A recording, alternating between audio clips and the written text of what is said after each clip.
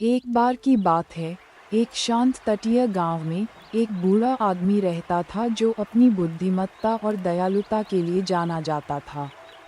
एक दिन किनारे पर टहलते हुए वह एक शानदार सुनहरे कछुए पर ठोकर खाए। इसका खोल सूरज की रोशनी में चमक रहा था, लेकिन ये लाखों परजीवी बार्नकल से ढका हुआ था। जिज्ञासा से प्रेरित होकर बूढ़ा आदमी कछुए के पास गया।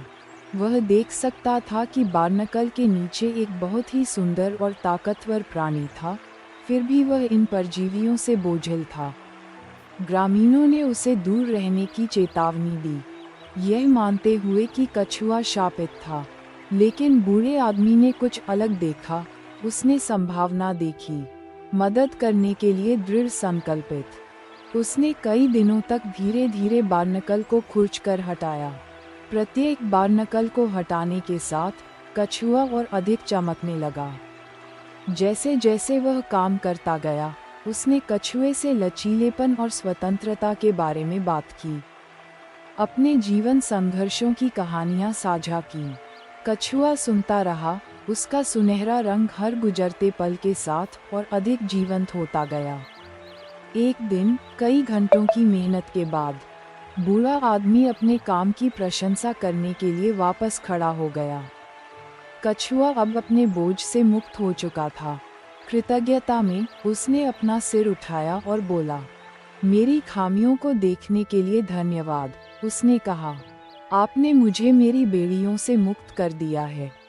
उस पल बूढ़े आदमी को एक गहरी सच्चाई का एहसास हुआ।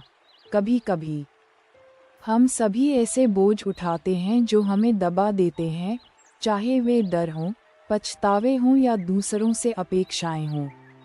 कछुए की तरह हमें किसी ऐसे व्यक्ति की ज़रूरत होती है जो हम पर विश्वास करे और हमें उन परतों को उतारने में मदद करे।